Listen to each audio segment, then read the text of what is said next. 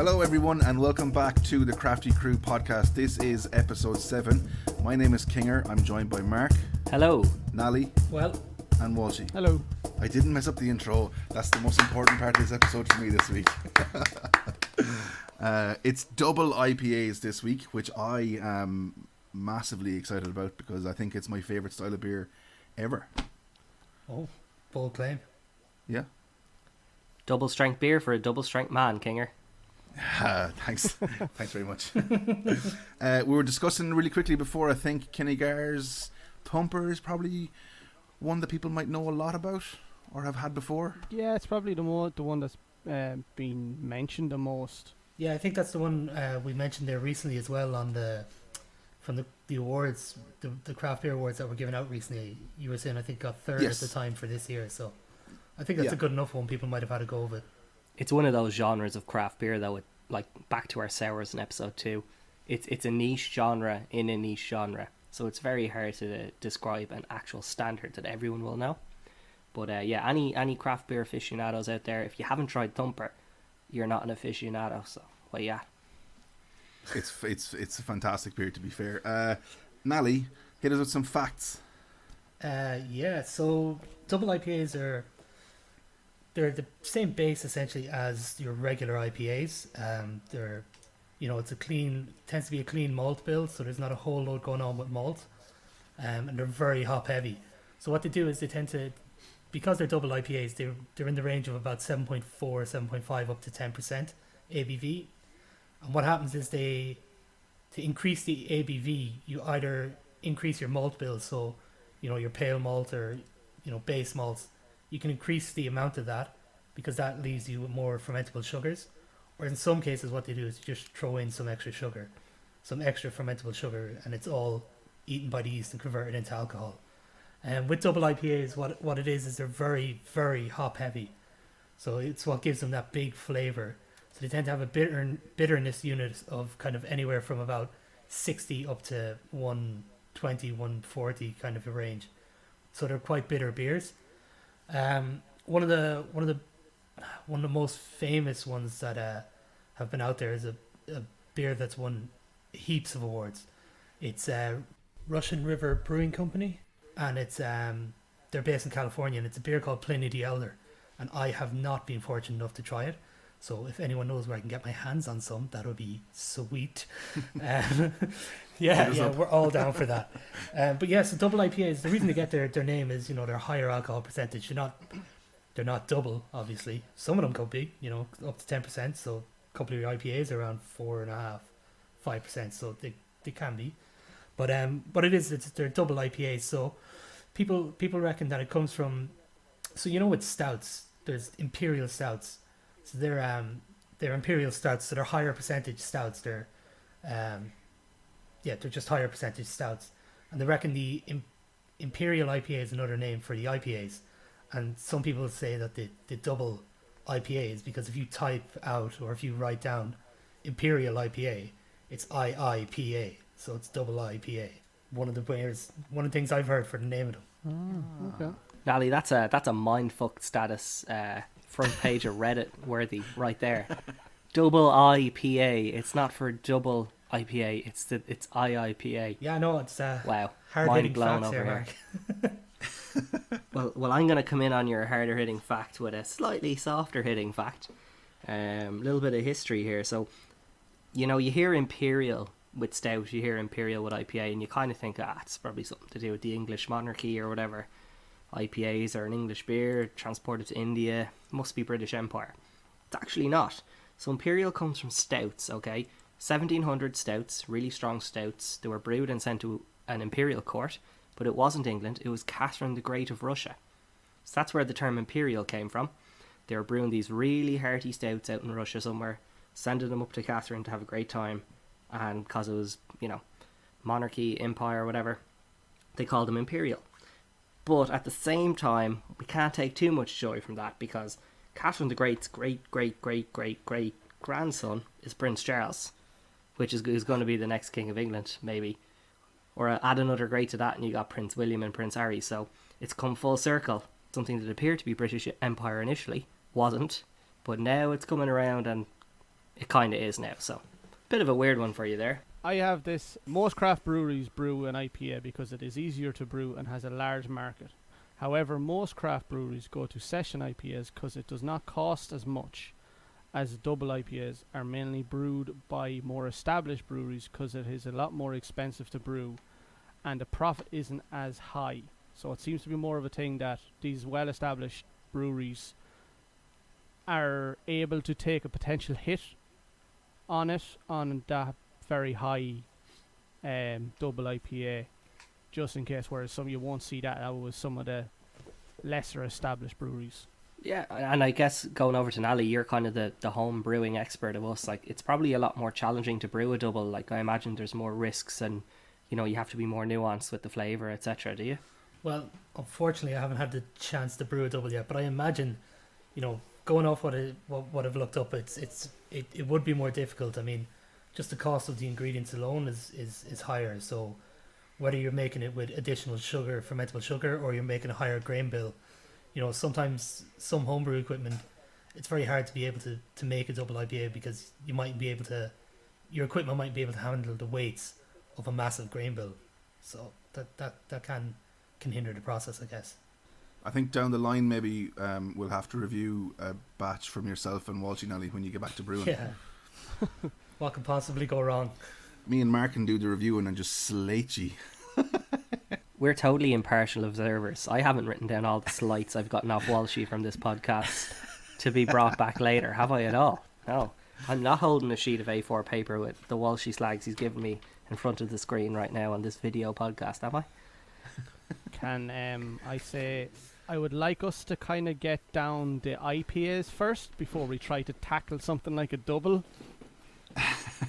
Like I said earlier, me and Nally, I wouldn't say we're an established brewery either, so maybe give us a little while before we get there. Go hard or go home, Walshy. Okay, fair enough. We're going home, so. Well, look, as you've stated, like, double IPAs bring us a lot of hops in the mix. So, unfortunately, hops are linked to man boobs and are a known diuretic. And just to get all technical, I believe it's gynecomastia. Did I get that right? Yeah, nailed it. Nice. Yes. Good job, Kinger. Yeah, gynecomastia is the proliferation of fat around the chest area in men. Now, to be fair, you said that they're a diuretic. That's actually a good thing for me. You know, they treat two diseases. They're a diuretic to treat people with bowel problems, you know, so they help you pee. And they are also treat insomnia, so anyone who's suffering from a lack of sleep. You know, there you go. And I think all of us can I think all of us can attest that after we've had a couple of beers, you know, sleeping and pissing are two of our favourite things to do. It's not a problem. Yeah, I mean, that sleeping part is great. My only problem with that is the waking up after, especially if you've had a couple of double IPAs. Well, Nally, they treat that as well, but you just have to be brave enough to stomach the first one. Can't get hungover if you don't get sober. Yes, exactly. And on that note, Nally, you picked our double IPAs this week. So where are you bringing us? So we've got two double IPAs this week. We've got Double Jack by Firestone Walker, and it's one of the earlier double IPAs that was made. It's brewed over in California. It's actually one of the ones that's on the general list as considered for double IPAs. The other one is back to Galway Bay Brewery. We were there with the Red Ales episode for their Bay Ale. Oh, shipping peanut, nice. So this is their Foam and Fiori double IPA. So both of these are the Double Jack is 9.5 and the Foam and Fury is 8.5. So what I figured is, why not start with the Double Jack, since it's considered one of the original double IPAs, and let's kind of see where this all started from. Yeah, so before we jump into this Double Jack, it's actually listed by the BJCP, which is like the International Brewing Judge Association or whatever, as one of their named double IPAs. So at the start of each episode, we give you guys a named beer that we all know. The BJCP give like 5 for each category, and this is one of the double IPA categories. So it's been around a long time and it's a really established brew. Okay, crack them open. Have we all gone small glass? Have we? Yep. Yeah, I think everyone's got the smaller glass today. Jesus. Coordination, boys. You swear we did research. So I suppose we'll kick us off. This is the Double Jack by Firestone Walker. The Firestone Walker Brewing Company. They're based over in California, like I was saying, and this is a nice 9.5% beer. So, you know, a couple of these, and I'm sure you'll be feeling them, so you will. So That's a good, strong, hoppy smell, isn't it? Like straight away, as soon as you crack it. I do like the smell, but you can nearly smell the strength of it as well. Yeah, I definitely see the hops in it and the strength, but like I also get this kind of citrusy feel off of it, which is very nice as well. I Off got the that aroma. too. Yeah, it's very nice. yeah, so that comes from the hops they use in it. They actually use a lot of newer school hops in them, so they do, which is giving it that kind of more citrusy kind of smell. So it is. What they have as well is they have it's kind of a, you know, it's kind of amber in color. I wouldn't say it's very light. It's kind of amber in color, so it is, but it's super clear. Like you can see straight through that beer. It's two things that have surprised me because I'm a massive fan of double IPAs. So like the ones I'm used to are fairly hazy. Like you're not seeing through them. They look more like a juice. This is like very carbonated looking, and it's very see-through. It looks more like it looks like a cider, I think. Yeah, I definitely see that. Like it's a cider kind of lager kind of look to it. Especially, it seems to hold a little bit of a head, but not a massive one. So yeah, I'd go nearly like lager with this, but definitely agree. The smell is pervasive though. Like this whole room I'm in is now filled with the smell, and it's delicious. Yeah, so I think it's one of the things that they really tried to get with double IPAs. They really try and pack in that hop flavour, so they do. You know, to kind of, I suppose it's to try and balance out the alcohol because it's a higher percentage. It's just to absolutely bang you in the face with that hop flavour.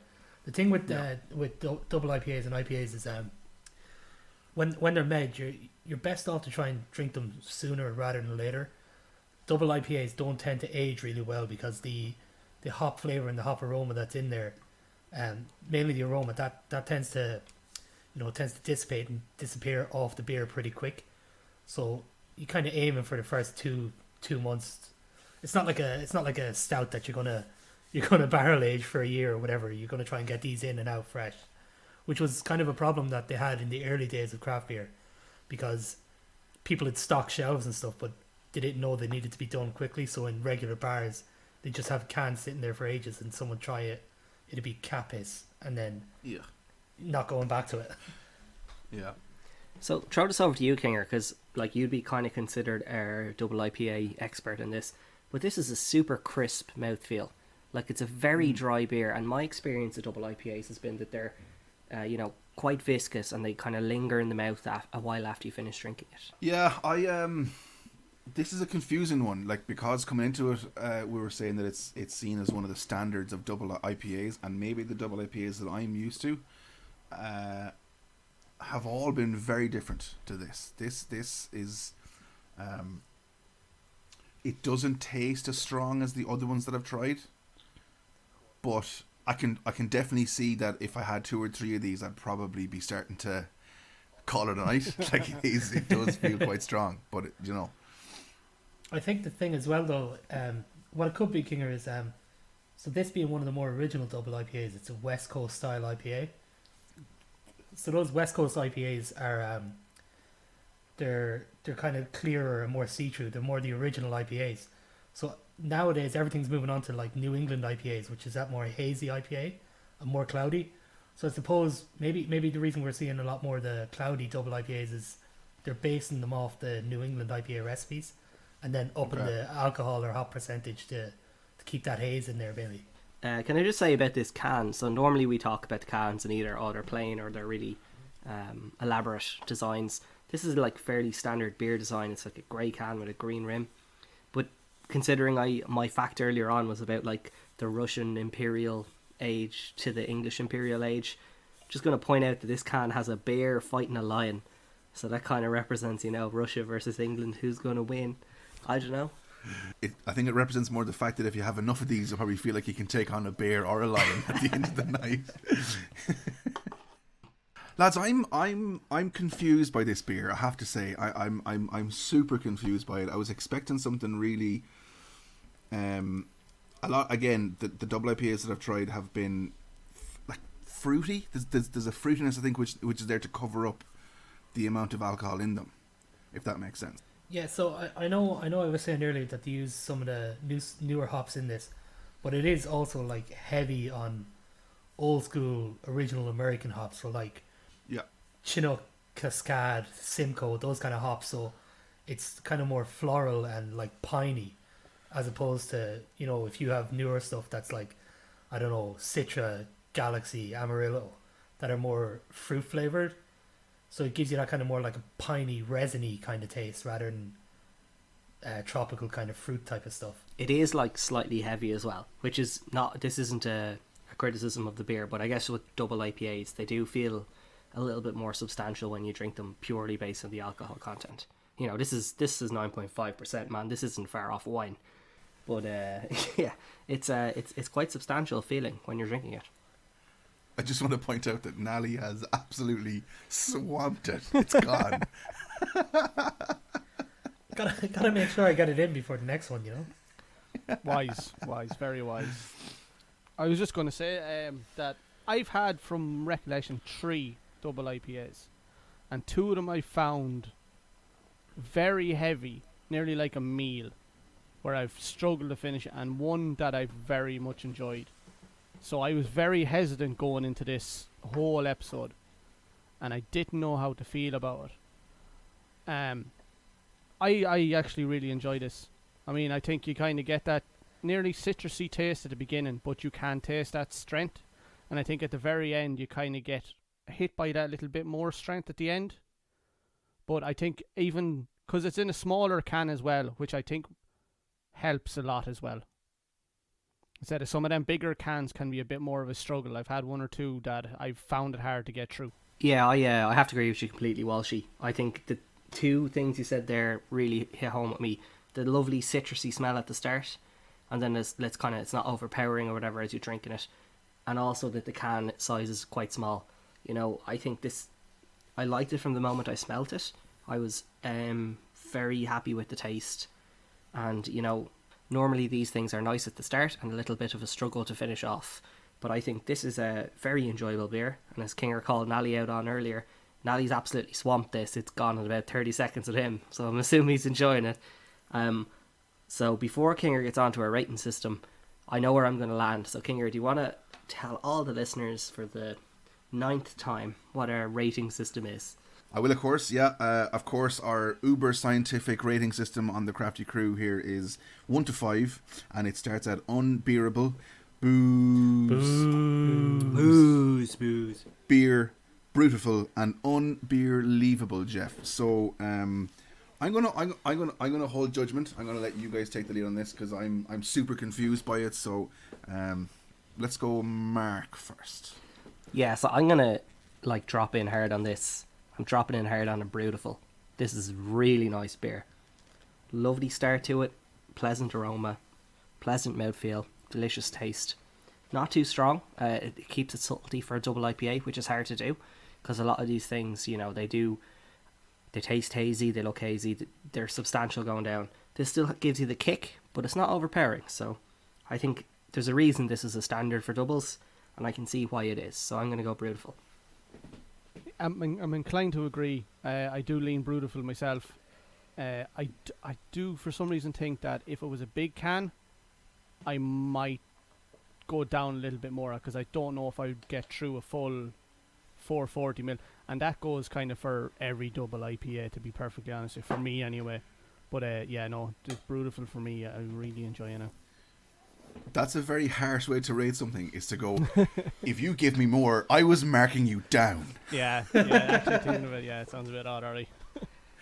The 2 lads have given it a Brutiful, and you know, that's their fair ratings. I'm gonna say it's beer, but it's leaning towards Brutiful. Like it's definitely above just beer, but it's not quite Brutiful for me. I've had other double IPAs that I prefer to it, and they've been kind of brutal and not unbeer-leavable, so I'm not going to put it in the brutal category. It's in just beer for me, but it is leaning that way. So, I mean, Kinger, unless you slate this beer, I reckon I know where this is going. Well, I mean, look, as it's been well documented on the Crafty Crew podcast, I'm very generous when it comes to my rating sometimes, especially when it comes to doubles. I've got a lot of double IPAs on my Untapped that I have hit 5 or at least a 4.75. And maybe that's why I'm being harsh on this. I definitely wouldn't put it down as a booze. I would say it's beer. It's just beer. I don't see anything special about it, and maybe it's just because of what I'm used to.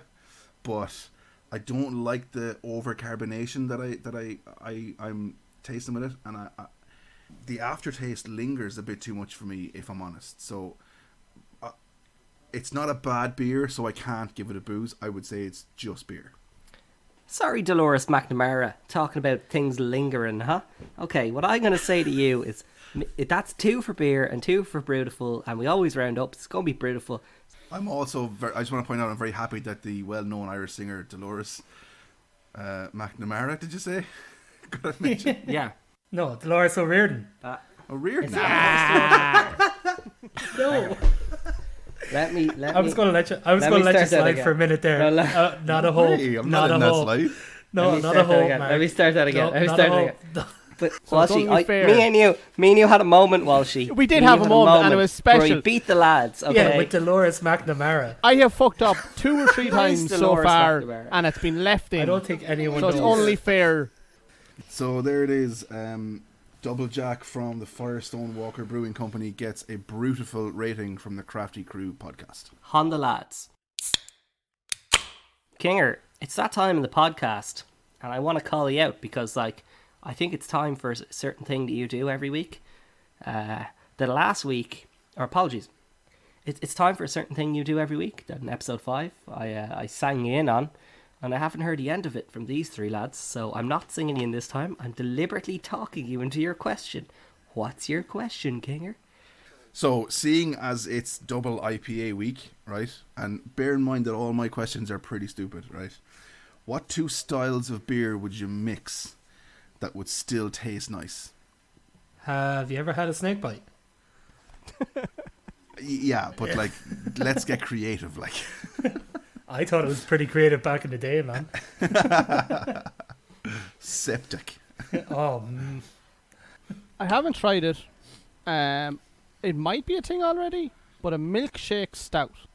Is milkshake stout not a thing? no, it's a milkshake IPA. But I feel like So there's milkshake milkshake stout IPA and might there's be a stouts, thing. yeah. I don't know. That's why I'm saying I wonder, is it a thing? I guess milkshake stouts are kind of a thing, because what they do to get that milkshakey kind of flavour is they put a lot of lactose into the beer to give it that milkshakey flavour.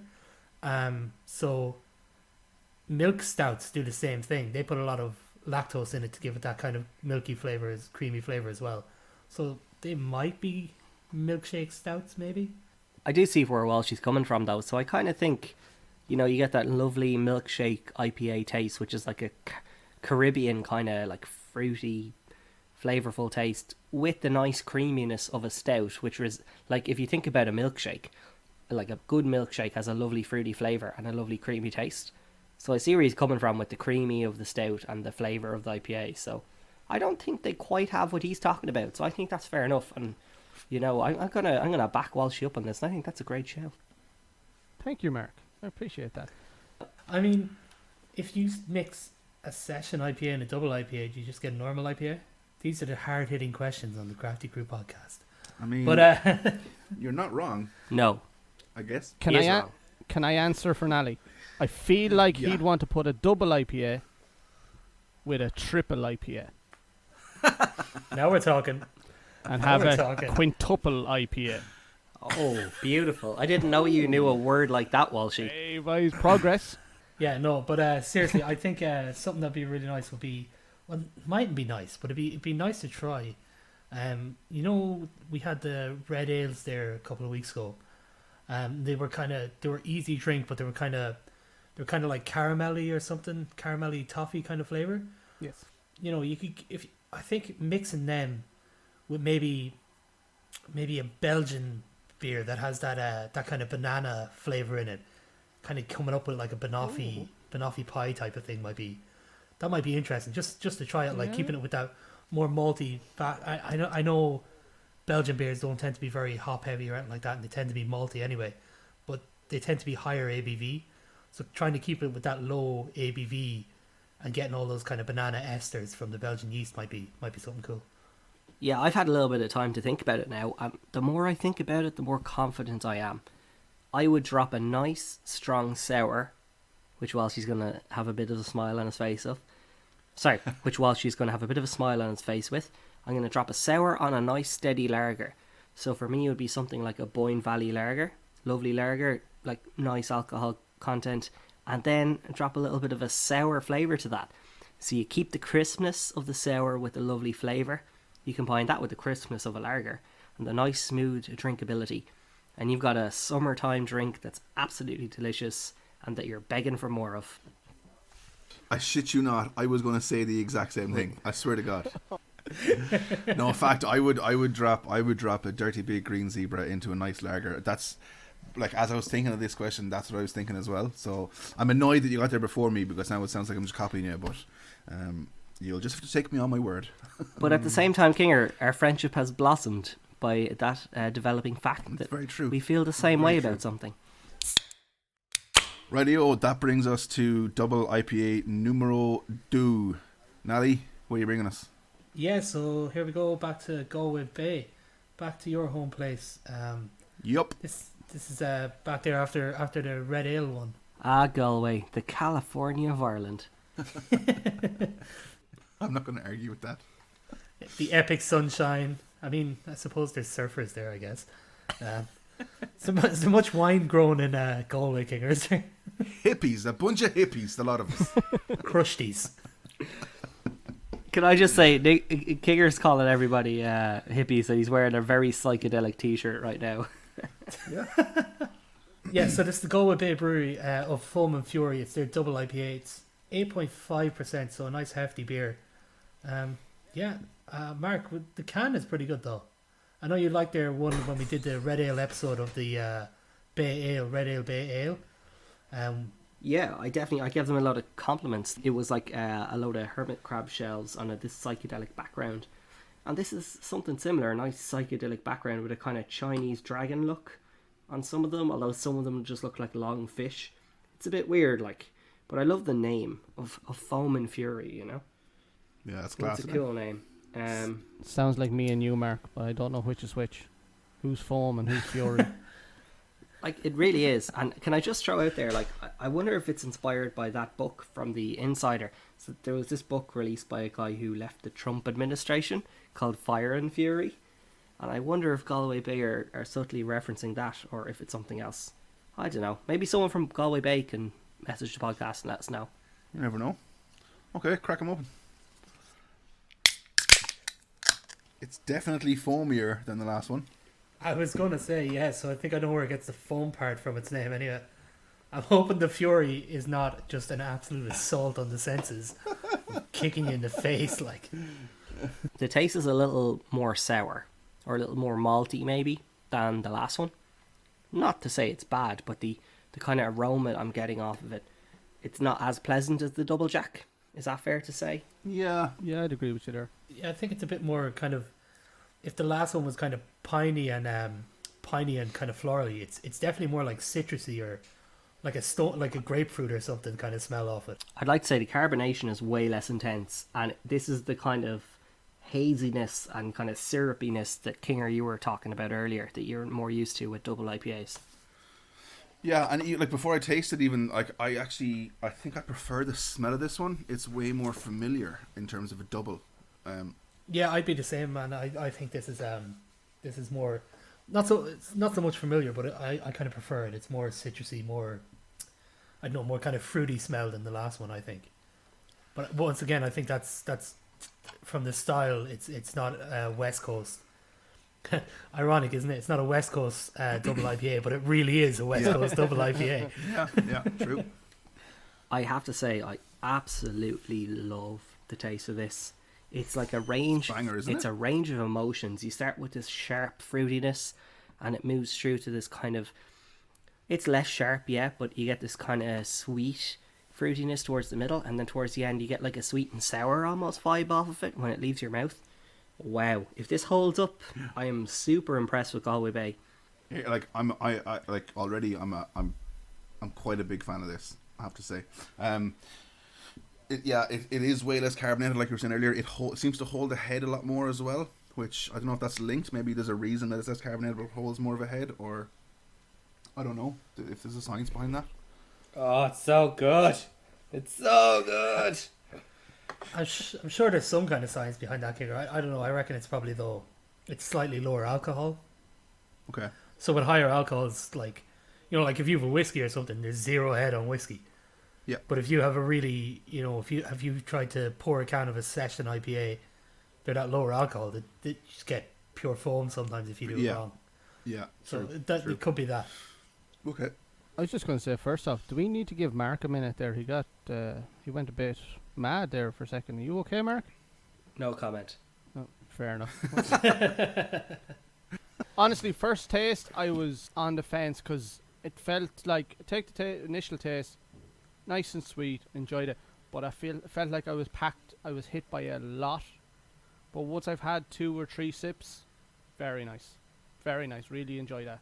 I get the thing. The double IPAs that I enjoy are, when you drink maybe a rum or a whiskey, there's that like a little bit of warmth in your chest that you feel. I feel like a good double IPA replicates that. I don't know why. It's obviously the alcohol, but I didn't get that with Double Jack. I get it with this, and I have to say I'm actually blown away by this one. To be fair.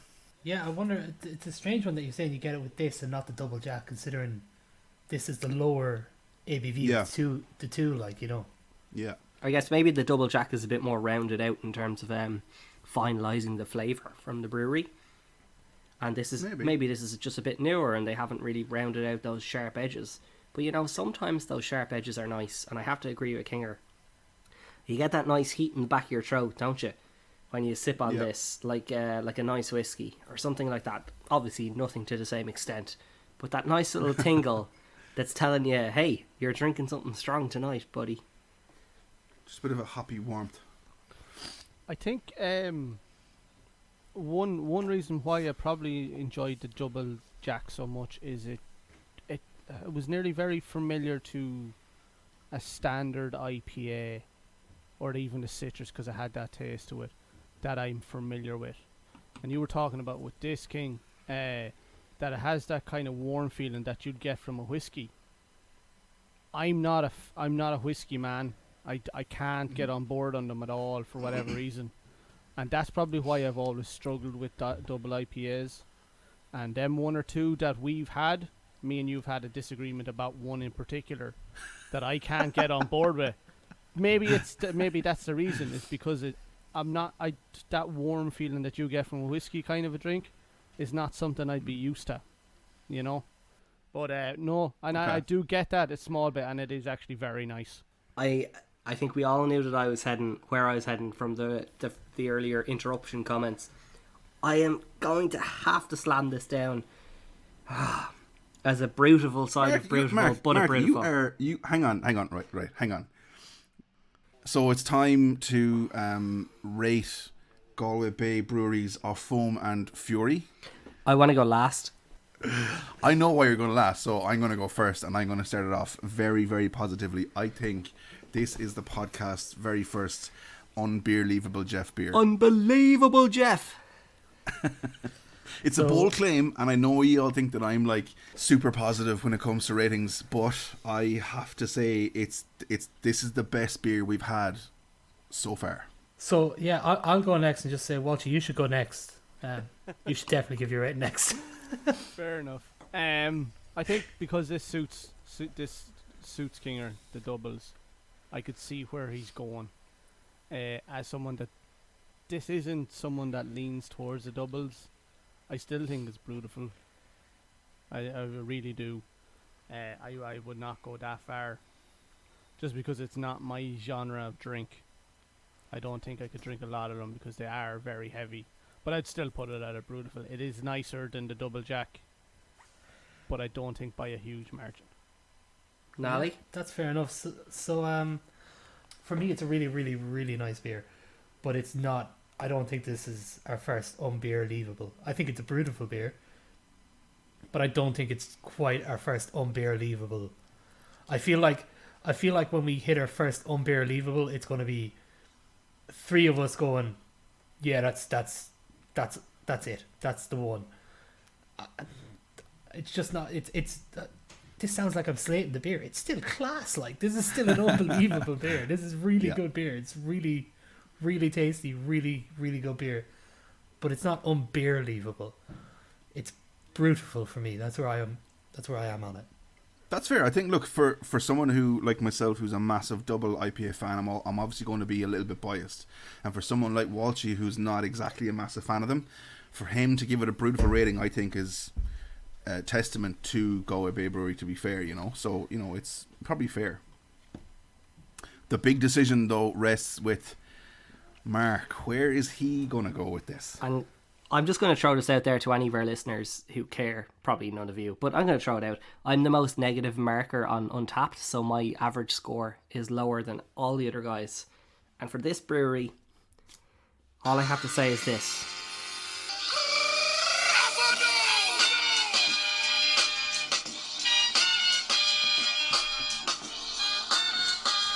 You can't see me, Crafty Crew Untapped rating system. This is an unbelievable Jeff beer. Okay, this beer, it's. I have to say, it's not smashing its way through the door, but it's getting up there just enough for me that I'm gonna say this thing right here.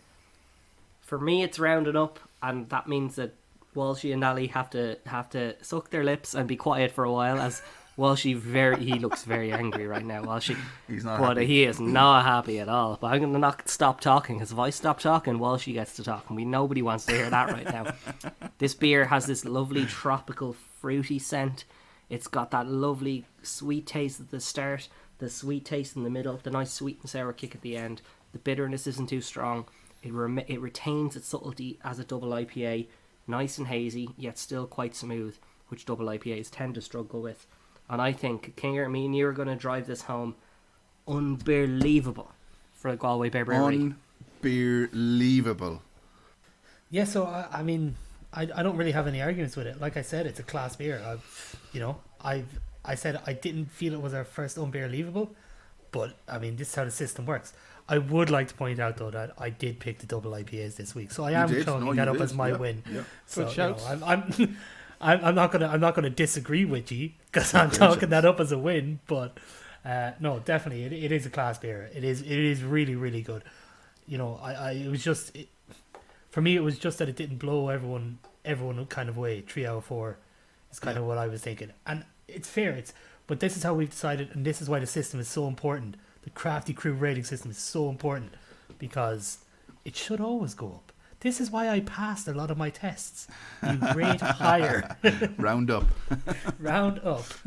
Okay, look, Galway Bay Breweries of Foam and Fiori Double IPA gets the podcast's first ever unbeer-leavable Jeff rating. So a quick round of applause. Woo! Skip.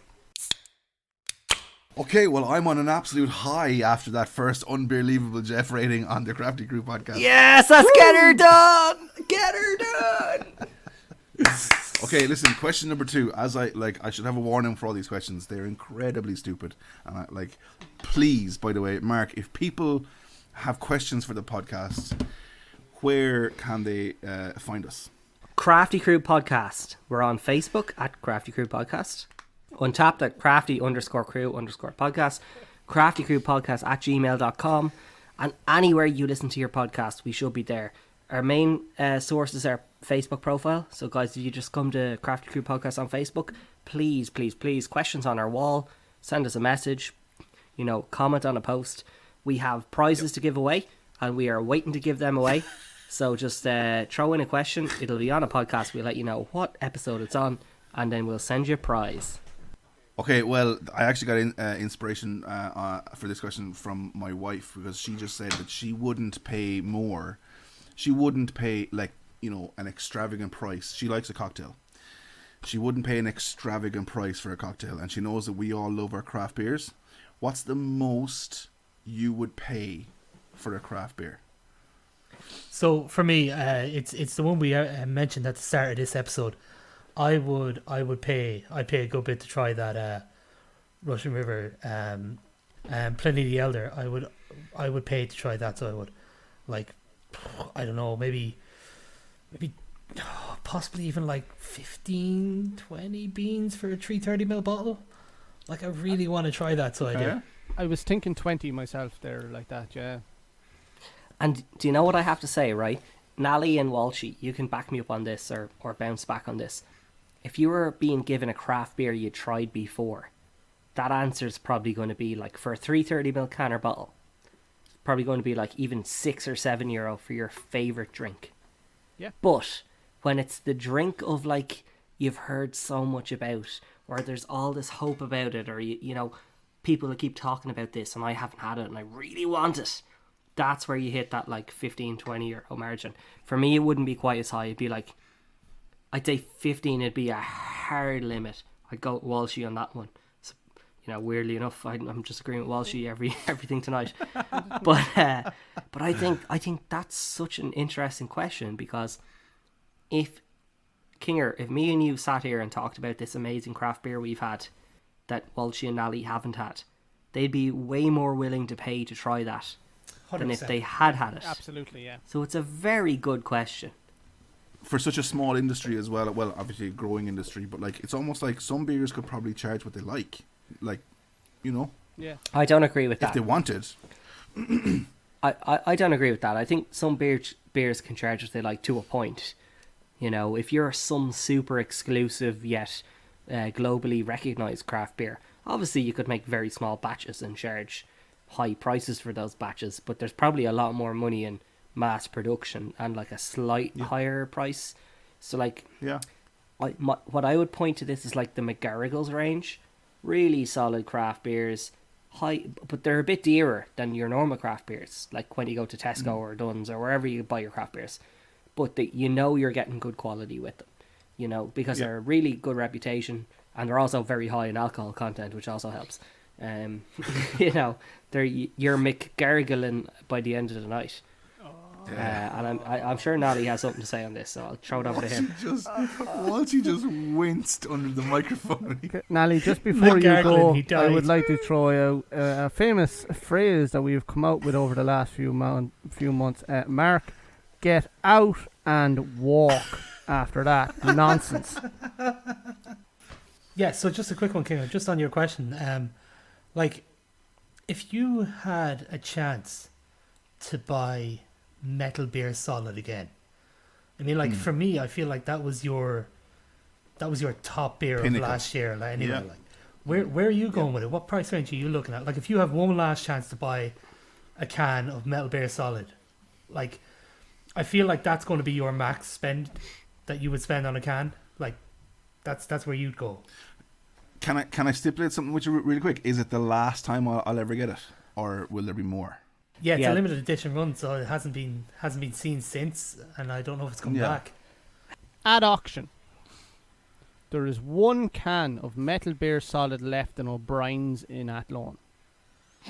What is your limit? I mean, look, obviously we're not going to go mental and be like, you know, paying ridiculous money. Yeah. I would happily pay. I would happily pay 30 quid for a can of that stuff. Like, I would. I'd pay 30 quid, That's and I probably insane. wouldn't drink it. That's I insane. probably wouldn't drink it. Okay. Yeah, I know. Well, What would you do? Save it to Yeah. your firstborn child's confirmation or something? Yeah, an absolutely special occasion. Yeah.